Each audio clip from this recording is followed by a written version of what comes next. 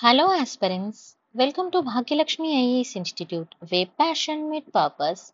So ఈరోజు మనము modern హిస్టరీలో ఇక్కడ చూడండి changes in Indian agrarian structure and impact and economy. అయితే మనకప్పుడు మన బ్రిటిష్ వాళ్ళ టైంలో అగ్రికల్చర్ యొక్క స్ట్రక్చర్ అనేది ఏ విధంగా చేంజ్ అయింది, దాని యొక్క ఇంపాక్ట్ అనేది ఎకానమీ మీద ఏ విధంగా ఉంది అనే దాని గురించి మనం చూస్తాం. అంటే మీరు వినే ఉంటారు కదా, అక్కడ న్యూ ల్యాండ్ రిఫార్మ్స్ అనేవి రావడము, రెవెన్యూ సెటిల్మెంట్స్, పర్మనెంట్, మహల్వారీ, జమీందారీ అని చేంజెస్ తీసుకొచ్చారు కదా. సో అది ఎందుకు ఏంటి అనేది చూద్దాం. ఫస్ట్ వీళ్ళు ఏం చేశారంటే introduction of the taxation and revenue collection అనే దాన్ని ఇంట్రడక్షన్ చేశారు. అయితే వీళ్ళు ఫోకస్ అనేది ట్రేడ్ నుంచి దేనికి మారింది అని అంటే ల్యాండ్ రెవెన్యూ మీద వీళ్ళు ఎక్కువ ఫోకస్ చేశారు అన్నట్టుగా. అంటే అంతకుముందు మేజర్ సోర్స్ ఏది ఉండేదంటే ట్రేడింగ్ ఉండేది, కానీ వీళ్ళు ఏం చేశారు ట్రేడింగ్ నుంచి ల్యాండ్ రెవెన్యూ మీద ఎక్కువ ఫోకస్ చేశారు అన్నట్టుగా. సో అదేంటో చూడండి. ఇక్కడ చూడండి టాక్సేషన్ అంటే ఏంటిది? ఇది fundamental aspect of the governance typically used for the public welfare. జనరల్గా ట్యాక్స్ కలెక్ట్ చేసి ఎందుకు యూజ్ చేస్తాము అని అంటే పబ్లిక్ వెల్ఫేర్ కోసం యూజ్ చేస్తాం. బట్ అప్పుడున్న టైంలో గవర్నమెంట్ అలా కాదండి. మనకి ఇప్పుడు ఎవరున్నారు, బ్రిటిష్ పరిపాలన ఉంది కాబట్టి వాళ్ళు వాళ్ళ సొంత లాభాల కోసం చూసుకునే వాళ్ళు. సో వీళ్ళు ఏం చేశారు అని అంటే introduction of the new land revenue settlements అనేవి తీసుకొచ్చారు. అయితే ఇక్కడ ఈస్ట్ ఇండియా కంపెనీ ఏం చేసింది అంటే న్యూ ల్యాండ్ పాలసీస్ అనేది తీసుకొచ్చింది. మేజర్గా 3 మెయిన్ పాలసీస్ తీసుకొచ్చిందండి: permanent settlement, ryotwari and Mahalwari. అయితే ఈ సిస్టమ్స్ అనేవి మన ఇండియన్ అగ్రికల్చర్ మీద ఏ విధంగా ఇంపాక్ట్ చూపించినాయి, ఎకానమీ మీద ఏ విధంగా చేంజెస్ తీసుకొచ్చాయి అనేది ఇంపార్టెంట్ మనం. ఓకేనా, ప్రీ పాయింట్ ఆఫ్ వ్యూలో అయినా మెయిన్స్ పాయింట్ ఆఫ్ వ్యూలో అయినా. చూడండి ఇక్కడ మరి ఈ సెటిల్మెంట్స్ అనేవి మెయిన్ ఎయిమ్ ఏంటి అని అంటే the settlements aim to assist the collect the taxes. Main ఏంటి ఉద్దేశం అంటే ట్యాక్సెస్ కలెక్ట్ చేయడము. ఓకేనా, and significantly altering the land ownership concept and increasing the state demand for revenue. Main వాళ్ళ టార్గెట్ ఏం పెట్టుకున్నారండి? రెవెన్యూ అనే దాన్ని ఇంక్రీజ్ చేయాలనేది వాళ్ళ టార్గెట్. ఓకేనా, అయితే అప్పుడు మరి వీళ్ళు ఇక్కడ కంపేర్ చేసుకుంటే ప్రీవియస్గా తీసుకున్నప్పుడు higher compare to the earlier assessment. Tax అనేది మనం అంతకుముందు ఉన్న దానికంటే ఇక్కడ పెరగడం అనేది జరిగినట్టుగా 1/6 అండ్ 1/6 ఆర్ 1/3. ఓకే, అయితే మరి ఈ ల్యాండ్ రెవెన్యూ సెటిల్మెంట్స్ అనేది మరి ఏ విధంగా ఇంపాక్ట్ చూపించినాయి ఇవన్నీ నేను మళ్ళీ ఇప్పుడు మీకు ఎక్స్ప్లెయిన్ చేస్తాను. చూడండి, ఫస్ట్ ల్యాండ్ రెవెన్యూ సెటిల్మెంట్ తీసుకొచ్చారు. అసలు ఏ విధంగా ఇంపాక్ట్ చూపించినాయి అంటే ఇవి ఫస్ట్ బ్రిటిష్ అడ్మినిస్ట్రేషన్ అనేది ఎకనామిక్ ఇంట్రెస్ట్ అనేది దేని మీద షిఫ్ట్ చేసింది అంటే shifted focus from the trade to land revenue. వాళ్ళు ఫస్ట్ ఎందుకు వచ్చారండి ఇండియాకి? ట్రేడింగ్ కోసమే కదా. కానీ వాళ్ళ ఫోకస్ని ట్రేడింగ్ నుంచి ల్యాండ్ రెవెన్యూకి షిఫ్ట్ చేయడం జరిగింది. అయితే ల్యాండ్ రెవెన్యూ అనే దాన్ని ప్రైమరీ సోర్స్గా వీళ్ళు చేయడం జరిగింది. అందుకనే వాళ్ళు ఏం చేసేవాళ్ళు అంటే ఈ పంటే పండించాలి, వాళ్ళకి కావాల్సిన పంటలు పండించడము, అండ్ పండించిన దానిలో నుంచి వాళ్ళు ఎక్కువ పర్సెంటేజ్ వాళ్ళకి ఇవ్వాలని, పంట పండినా పండకపోయినా కూడా వాళ్ళకు పన్ను అనేది కట్టాలి. ఓకేనా, ట్యాక్స్ అనేది పే చేయాలి. సో అది ఏ విధంగా ఇంపాక్ట్ అయింది అనేది చూద్దాం. ఇది ఇండియన్ అగ్రేరియన్ స్ట్రక్చర్ మీద, రూరల్ ఎకానమీ మీద చాలా ఇంపాక్ట్ అనేది చూపించింది. ఇప్పుడు ఎకనామిక్ వయబిలిటీ ఆఫ్ అగ్రికల్చర్ తీసుకున్నప్పుడు ఇక్కడ ఏమైంది మరి అంటే ఎక్సెసివ్ ల్యాండ్ రెవెన్యూ డిమాండ్ అనేది పెరగడము. ఓకేనా, చాలా మంది ఫార్మర్స్ ఇంకా అసలు వ్యవసాయం చేయలేకపోవడం. ఎందుకనంటే పెట్టుబడి ఇప్పుడు 100 రూపాయలు పెట్టుబడి పెడుతున్నామండి. 100 రూపాయలు పెట్టుబడి పెట్టి మనము పని చేసినాక మనకి సరే ఒక 200 రూపాయలు లాభం వచ్చింది. ఈ 200 రూపాయల్లో ఇక్కడ 190 రూపీస్ మనం ట్యాక్సే కడితే మనకి ఏముంటుందండి? మన పెట్టుబడి వెళ్ళాలి, మన ఖర్చులు వెళ్ళాలి, అన్ని వెళ్ళాలి. సరే పంట మంచిగా పండింది, 200 దగ్గర 500 వచ్చింది అనుకుందాం, ఇప్పుడు కడతాం. ఒకవేళ పంట లాస్ అయింది, పంట లాస్ అయినప్పుడు మనకి ఇక్కడ 50 రూపాయలు బెనిఫిటే వచ్చింది. అయినా కూడా ఇక్కడ ఏంది వీళ్ళ సిస్టమ్? ట్యాక్స్ కట్టాలి. నీకు 50 రాని 100 రాని నువ్వు పంట పండించినందుకు ట్యాక్స్ కట్టాలన్నారు. సో మరి ఇప్పుడు ఇలాంటి సందర్భంలో రైతులు అక్కడ పంట పండించాలనుకున్నారా? లేదు కదా. ఎందుకనంటే ఎవరమైనా కూడా మనకి 10 రూపాయలు లాభం ఉంటేనే కదా చేస్తాము. సో లాభం లేకుండా ఎవరు ఏ పని చేయరు కదా. ఎవరికైనా కూడా అంతే. ఇప్పుడు నేను పని చేసినా, మీరు పని చేసినా, హానెస్ట్గా మాట్లాడుకుంటే ఇదంతా మన లైఫ్లో మన సక్సెస్ అవ్వడం కోసం మనకు ఎంతో కొంత లాభం రావాలని చేస్తాం. సో మరి అలాంటప్పుడు లాభం లేకుండా ఎవరు పని చేయరు కదా. సో ఆ విధంగా ఆ ఎకనామిక్ స్టేటస్ అనేది వాళ్ళది పడిపోవడం అనేది, అండ్ వాళ్ళు ఎక్కువ ఫార్మింగ్ మీద, ఫార్మింగ్ ల్యాండ్ అనేది కూడా ఇక్కడ అలా మిగిలిపోవడము, దాన్ని ఎవరు కల్టివేట్ చేయకుండా మిగిలిపోవడం అనేది కూడా జరిగింది. తర్వాత సోషో ఎకనామిక్ డిస్క్రిప్షన్స్, ఇవి ఎందుకు అనేది మనం నెక్స్ట్ చూస్తాము. ఓకేనా, ఇక్కడ తీసుకుంటే రెవెన్యూ డిమాండ్స్ అనేది బాగా పెరిగింది. సోషో ఎకనామిక్ డిస్క్రిప్షన్ తీసుకున్నప్పుడు రెవెన్యూ డిమాండ్ అనేది పెరిగింది. సో రెవెన్యూ డిమాండ్ పెరగడం వల్ల ఏమవుతుంది, ఇక్కడ రిలేషన్షిప్స్ అనే దాని మీద ఇది కూడా ఇంపాక్ట్ చూపిస్తుంది. తర్వాత నెక్స్ట్ వచ్చేసి ఫెమైన్స్ అండ్ అగ్రికల్చర్ డిస్ట్రెస్ అనేది ఇంకొక మేజర్ ఇంపాక్ట్ అని చెప్పొచ్చు. ఎందుకనంటే హై రెవెన్యూ డిమాండ్ అనేది ఇక్కడ వాళ్ళు అడుగుతున్నారు. ఇప్పుడు రెవెన్యూ నాకు 100 రూపాయలు వచ్చినప్పుడు నేను సరే 100కి 100 ఇచ్చిన అనుకో, మరి ఇప్పుడు నాకు ఏమైనా ఉంటుందా? ఉండదు. ఇప్పుడు 100 రూపాయలకు 5% అని అనుకోండి, ఓకే. కానీ 100 రూపాయలకు 90% అంటే ఓకేనా? కాదు కదా. సో 100 రూపాయలకు సరే 100కు 60% అంటే ఓకేనా? కాదు కదా. మన పెట్టుబడి ఉండాలి, మన కష్టం మిగిలాలి, అన్నీ మిగిలాలి. సో ఇక్కడ ఏమైందంటే హై రెవెన్యూ డిమాండ్ అనేది పెరిగింది. అగ్రికల్చర్ వాళ్ళు డిస్ట్రెస్ అవ్వడము, తర్వాత ఫెమైన్స్ రావడము, ఇది కూడా చాలా మేజర్ ఇంపాక్ట్ చూపించడము. తర్వాత several hardship in rural population. ఇప్పుడు పంట సరే మనం 100 రూపాయలు పెట్టుబడి పెట్టి పంట పండించినప్పుడు పంట మంచిగా పండినప్పుడు సరే కట్టేసినాం. మరి పంట పండలేదు, ఇప్పుడు వర్షం బాగా వచ్చింది, వరదలు వచ్చినాయి, ఫెమైన్ వచ్చింది, ఓకేనా, కరువు కాటకాలు వచ్చినాయి, మొత్తం జీరో అయిపోయింది. ఇక్కడ సరే 10 రూపాయలు మిగిలింది, లేకపోతే జీరో అయిపోయింది. ఇప్పుడు కూడా పన్ను కట్టాలంటే ఎట్లా కడతారు? కట్టలేరు కదా. సో ఇలాంటి సిచ్యుయేషన్ లో కూడా పన్ను అనేది వసూలు చేయడం జరిగింది. So this is the one of the reason అని మనం చెప్పొచ్చు. 3 ఇంపార్టెంట్ పాయింట్స్. నెక్స్ట్ చూడండి, మరి అసలు ఈ ప్రాసెస్ అనేది ఎలా వచ్చింది, ఈ ల్యాండ్ రెవెన్యూ మేనేజ్మెంట్ అని ఎక్కడి నుంచి వచ్చింది అనేది చూస్తే, evolution of the land revenue management under the East India Company. ఎక్కడండి? East India Company. Early experiments in land revenue management తీసుకున్నప్పుడు ఫస్ట్ వచ్చేసి acquisition of the revenue rights. ఎప్పుడండి? 1757 నుంచి 1764 వరకు acquisition of the revenue rights అనేవి ఉన్నవి. గుర్తుపెట్టుకోండి. First ఇది ఎప్పుడు అనంటే ఫస్ట్ బ్యాటిల్ ఆఫ్ ప్లాసీ తర్వాత 1579లో ఈస్ట్ ఇండియా కంపెనీ ఏం చేసిందంటే అక్వైర్డ్ ద జమీందారీ రైట్స్ ని అక్వైర్ చేసుకుంది. ఇక్కడ 24 పార్గనాస్ ఫ్రమ్ ద బెంగాల్, ఓకేనా. బెంగాల్ నవాబ్ మీర్ జఫర్, మీ అందరికీ ఇది చాలా బాగా తెలుసు, ఇంపార్టెంట్, గుర్తుపెట్టుకోవాలి. తర్వాత 1760లో rights to collect the land revenue collect చేసే రైట్స్ ని తీసుకుంది, ఓకేనా. ఇది ఎక్కడెక్కడ ఎక్స్టెండ్ అయిందంటే ఇక్కడ చూడండి, బుర్ధాన్, మిద్నాపూర్, ఇదే ఇప్పుడు మనకి బెంగాల్ నవాబ్ మీర్ కాసిం ప్లేస్ ఉంది కదా, అక్కడ నుంచి. తర్వాత బ్యాటిల్ ఆఫ్ బక్సర్ తర్వాత 1764, ఆ తర్వాత ఏం చేసింది అని అంటే దివానీ రైట్స్ ని తీసుకోవడం జరిగింది. బెంగాల్, బీహార్, ఒరిస్సా, మనకి ఇది మీరు పాలిటీ కాన్స్టిట్యూషన్ ఫస్ట్ పార్ట్ చదివినప్పుడు కూడా మీకు అందులో కూడా వస్తుంది. సో ఇది చాలా ఇంపార్టెంట్, ఇది మోడర్న్ హిస్టరీలో మనకి మేజర్ పార్ట్. అయితే ఈ 3 అనేది మనకి మేజర్ ఇంపార్టెంట్. ఫస్ట్ ఇదేంటి? Acquisition of the revenue rights లో. తర్వాత ఏం చేసింది అని అంటే ఇంట్రడక్షన్ ఆఫ్ ద డ్యూయల్ గవర్నెన్సీ అనే దాన్ని ఇంట్రడ్యూస్ చేసింది. ఎప్పుడు? 65 నుంచి 72 వరకు. అయితే ఇక్కడ మరి మన రోబర్ట్ క్లైవ్ వచ్చేసి డ్యూయల్ గవర్నమెంట్ ని ఇంట్రడ్యూస్ చేశాడు. ఎక్కడ ఇంట్రడ్యూస్ చేశాడంటే బెంగాల్లో. మరి ఇంట్రడ్యూస్ చేసి ఎందుకు అనంటే maintaining the existing administrative structure. ఆ స్ట్రక్చర్ ని మెయింటైన్ చేయడానికి తను ఎగ్జిస్టింగ్ గా ఉన్నదాన్ని, ఇంతకు ముందు ఉన్నదాన్ని చేయడానికి చేశాడు. బట్ ఇక్కడ ఏమైందంటే ఇది వీళ్ళు ఏం చేశారంటే అఫీషియల్స్ మాక్సిమం రెవెన్యూ కలెక్షన్ అనేది చేయమని చెప్పడం జరిగింది. సో దానివల్ల అది ఏమైంది అని అంటే జనాల మీద బర్డన్ అనేది పడింది, ఓకేనా. అయితే వీళ్ళు రెవెన్యూ కలెక్షన్ కోసము చాలా కఠినంగా ప్రవర్తించే వాళ్ళు. హార్ష్ రెవెన్యూ కలెక్షన్ ప్రాక్టీసెస్, వాళ్ళని కొట్టడము, చిత్రహింసలు పెట్టడము, ఇట్లా చాలా రకాలుగా ఇంపాక్ట్ అనేది చాలా ఎక్కువగా ఉండేది అన్నట్టు ప్రజల మీద.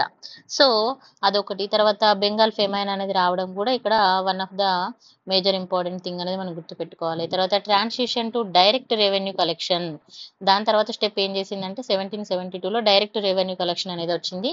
అయితే ఇక్కడ ఈ డ్యూయల్ గవర్నెన్స్ అనే దాన్ని తీసేసి డైరెక్ట్ రెవెన్యూ కలెక్షన్ అని పెట్టింది. దానికి ఒక బోర్డు అనేది ఏర్పాటు చేసింది, బోర్డ్ ఆఫ్ రెవెన్యూ అనే దాన్ని ఎస్టాబ్లిష్ చేసింది.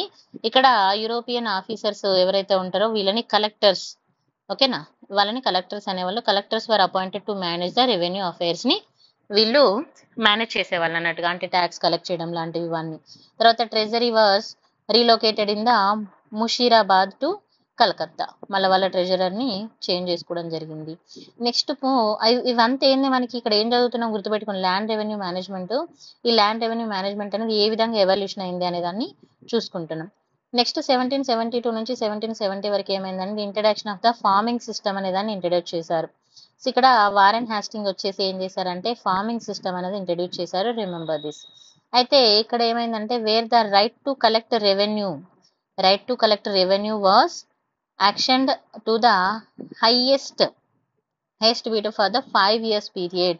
ఇక్కడ ఏమంటున్నారు అని అంటే ఇక్కడ ఈ ఫార్మింగ్ సిస్టమ్ అనేది తీసుకొచ్చి ఈ ట్యాక్స్ కలెక్ట్ చేసే విధానంలో వీళ్ళు చేంజెస్ అనేది తీసుకురావడము. అయితే మరి ఇక్కడ ఇప్పుడు ట్యాక్స్ కలెక్ట్ చేస్తున్నారు. మరి ట్యాక్స్ అనేది ఎంత కలెక్ట్ చేయాలి? ఏంటి? లాంగ్ టైమ్ ఇంట్రెస్ట్ ఉంటదా? లేకపోతే షార్ట్ టైమా? ఎన్ని రోజులు? ఇట్లా అంటే ఇప్పుడు ఇంతకుముందు కొన్ని ఇప్పుడు మన రైతు వారి మన పర్మనెంట్ సెటిల్మెంట్ వీటిలలో ఎలా అనంటే ఇంకా ఒకసారి ఫిక్స్ చేస్తే అదే ఉంటది. చేంజెస్ అనేది ఉండేది కాదు.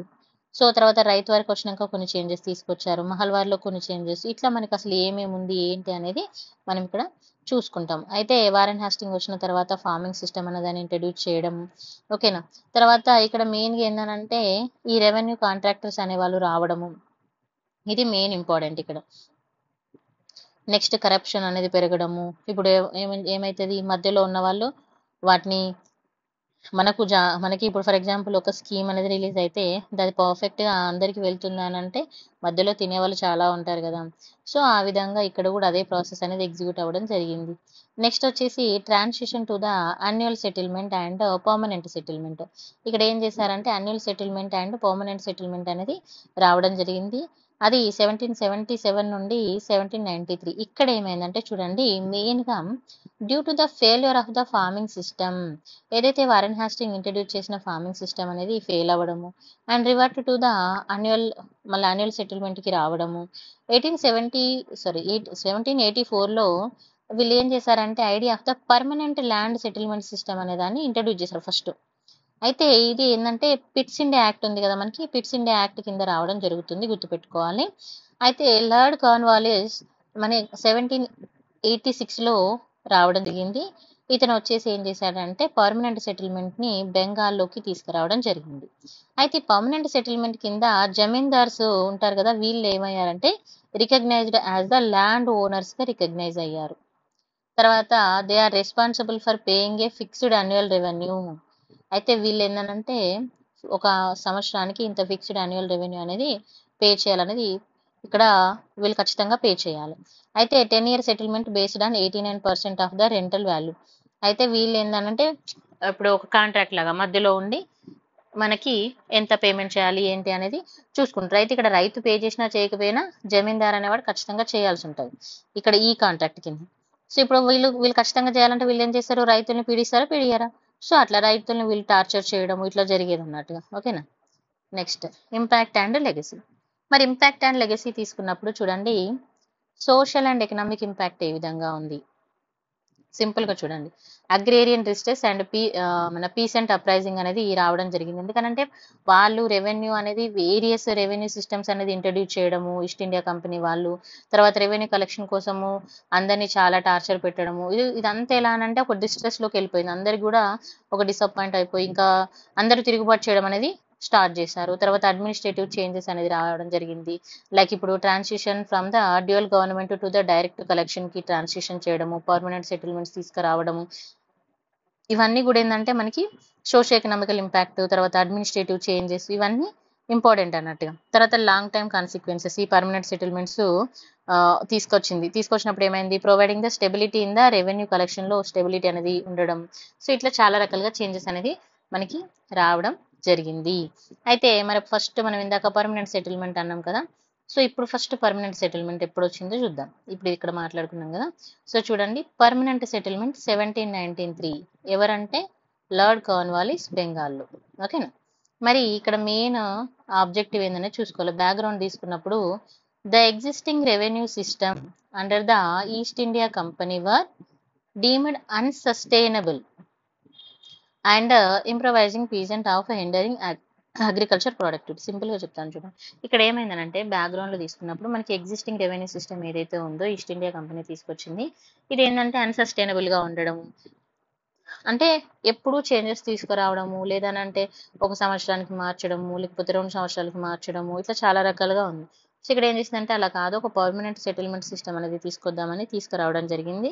అయితే ఇక్కడ బ్రిటిష్ గవర్నమెంట్ ఏమైందనంటే ఇక్కడ బ్రిటిష్ గవర్నమెంట్ డిసైడ్ అయింది. ఏంటి to fix and land revenue permanently. Land రెవెన్యూని మనము పర్మనెంట్‌గా ఇంత ఫిక్స్ చేద్దామని డిసైడ్ అయింది.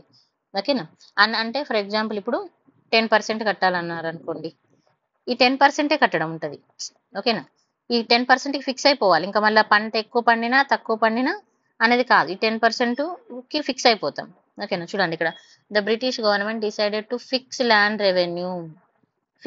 రెవెన్యూ పర్మనెంట్గా ఇంతే ఉంటుంది, ఎప్పటికీ మారదు అని తీసుకొచ్చిన తర్వాత ప్రామిస్డ్ నాట్ టు ఇంక్రీజ్, వాళ్ళు ప్రామిస్ చేయడం జరిగింది మేము ఇంకా అసలు ఇంక్రీజ్ చేయము అని. ఓకేనా, in the future aiming to stabilise the revenue collection economic investment in Indian last.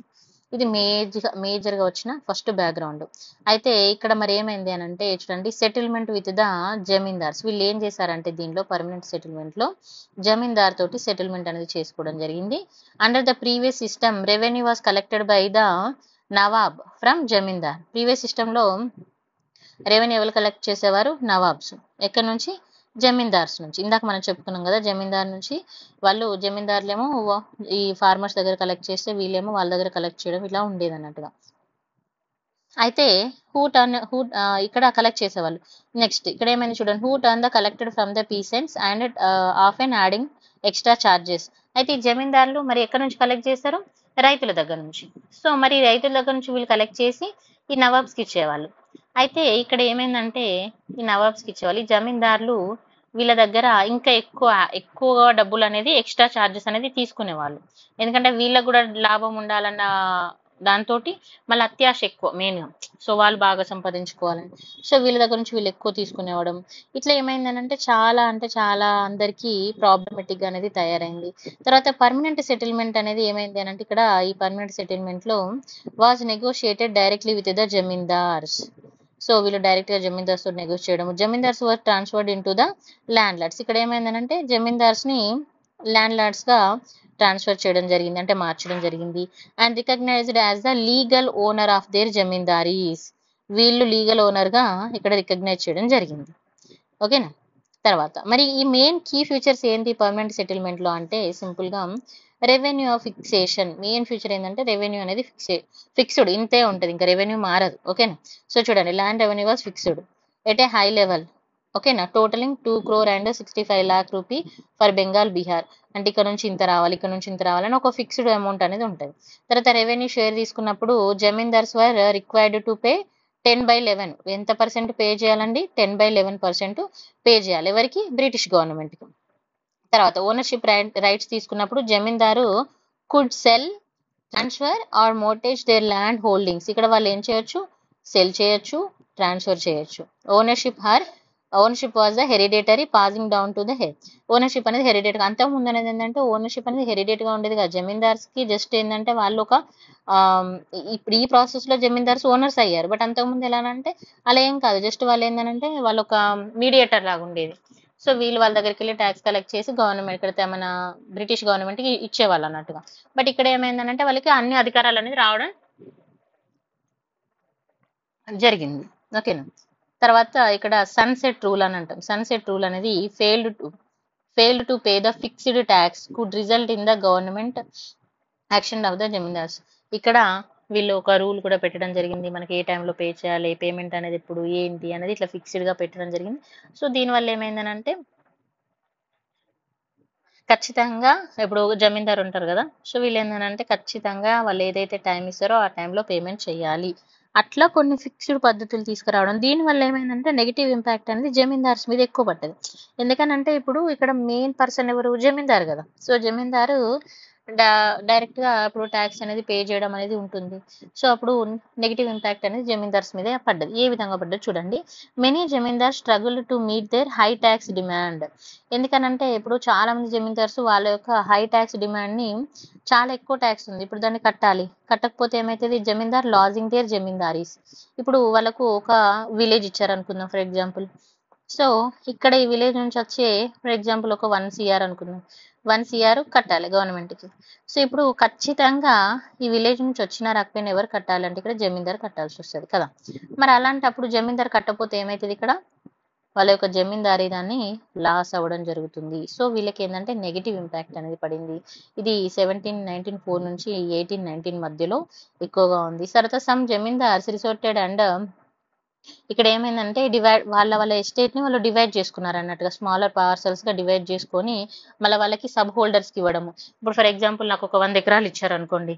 100 ఎకరాలని నేనేం చేసిన, డివైడ్ చేసిన. 10 పార్ట్స్‌గా డివైడ్ చేసి ఇంకొక 10 మందికిచ్చిన. సో, ఇప్పుడు ఆ 10 మంది మళ్ళీ దాన్ని చూసుకొని వాళ్ళందరూ తీసుకొచ్చి నా మెయిన్ పర్సన్‌కి ఇస్తారు కదా! సో, అట్లా చేయడము. ఇట్లా కొన్ని తర్వాత అంటే వాళ్ళ వల్ల అవ్వడం లేదింకా అది.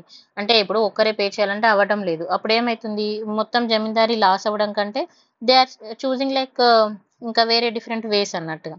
ఓకేనా. తర్వాత ఇంపాక్ట్ ఆన్ ద కల్టివేటర్. మరి కల్టివేటర్ మీద ఏ విధంగా ఇంపాక్ట్ పడింది ఈ పర్మనెంట్ సెటిల్మెంట్ అనేది తీసుకుంటే? Loss of rights. First of all loss of right. ఇక్కడ చూడండి, peasants lost their traditional rights to land tenure. అయితే ఇక్కడ రైతులు ఏమైంది, వాళ్ళ యొక్క ట్రెడిషనల్ రైట్స్ అనేది వాళ్ళ ల్యాండ్ మీద వాళ్ళు లాస్ అవ్వడము.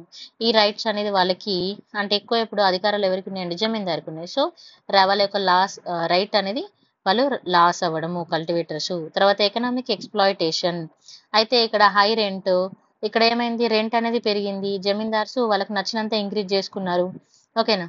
సో ఇంక్రీజ్ చేసుకోవడము, తర్వాత మళ్ళీ రెంటింగ్ కానీ ఇక్కడ ఏమైపోయింది అని అంటే వాళ్ళు అప్పుల్లోకి వెళ్ళిపోవాల్సిన పరిస్థితులు అనేది రావడం జరిగింది. ఎందుకనంటే ఇప్పుడు పంట పండించాలి అని అంటే డబ్బులు వచ్చి మనకు నిల్వ ఉంటే మనం పెట్టుబడి పెట్టుకుంటాం. లేదు, డబ్బులు రాలేదు, అప్పుడు సఫిషియెంట్గా రాలేదు, అప్పుడు అప్పు చేస్తాం. అప్పు చేసినప్పుడు ఏమవుతుంది, మళ్ళీ మనకి ఎక్కువ వాళ్ళు ఇంట్రెస్ట్ అనేది తీసుకోవడం. దీనివల్ల వాళ్ళు అప్పుల్లో కూరుకుపోవడము. సో ఇదొకటి. తర్వాత లీగల్ వల్నరబిలిటీ. అయితే ఇక్కడ జమీందార్స్ ఏం చేసావంటే చూడండి, regulations allowed jamindars to seize the property and use the measures against the tenant and who failed to pay the rent and intensity. సింపుల్గా ఏమంటున్నారంటే జమీందార్స్ ఏదైతే ఉంటారు కదా, వీళ్ళకి ఏంటంటే ఇంకొక రైట్ ఉంది ఇక్కడ.